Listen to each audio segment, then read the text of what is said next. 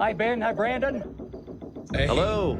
Greetings, gentlemen. It is so good to be with you. While the drilling operation continued at the mesa, we went back to the command center for a video conference with ranch owner Brandon Fugel and biologist Ben Woodruff.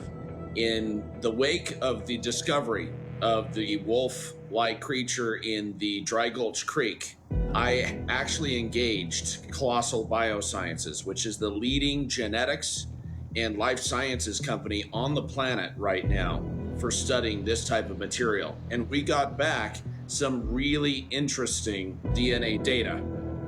I'm on the edge of my seat here. Oh, what is that? What is that?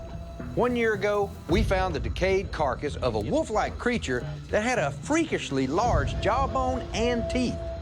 So, given the legends about wolf-like creatures that Skinwalker Ranch is actually named after, Eric asked biologist Ben Woodruff to examine the jawbone. And believe it or not, the closest match he could find was a juvenile dire wolf, a predatory animal that supposedly went extinct more than 10,000 years ago.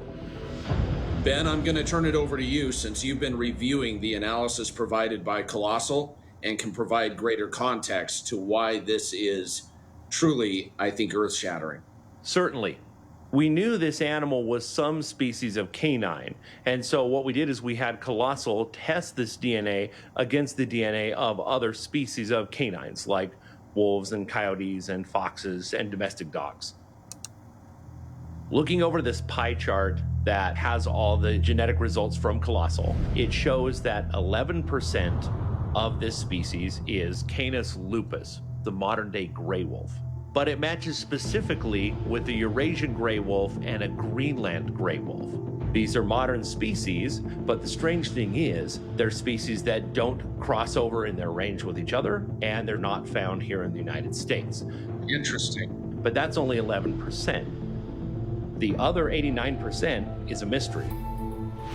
It is some sort of wolf, but a wolf that we do not have any genetic record of anywhere.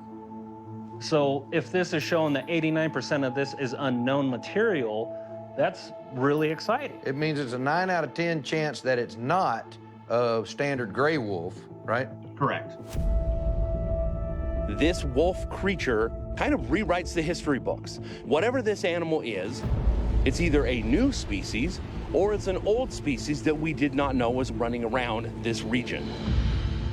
The Utah Division of Wildlife Resources claims that there are no wolves or wolf packs in Utah, so there should be no wolves on the ranch at all. At the end of the day, there's a lot of mystery about the DNA results from this sample. And because this is inconclusive, we have to give extra weight to the physical evidence we collected. And what the evidence shows us is that the jaw and the teeth in the jaw perfectly match those of a juvenile dire wolf. Well, I think this has been a fascinating discussion. You know, no, it's not exactly conclusive, but boy, do we have a lot to go on. I'd like to get more cameras in the South Field and other areas of the ranch where we've been doing our work. Ben, I really want to get you back out to the ranch and talk about ways to follow up on this. Yeah, I'd love to. Look, you know, this is where that history meets evidence. And so let's go get the evidence. You know, we'll be in touch soon. Sounds good.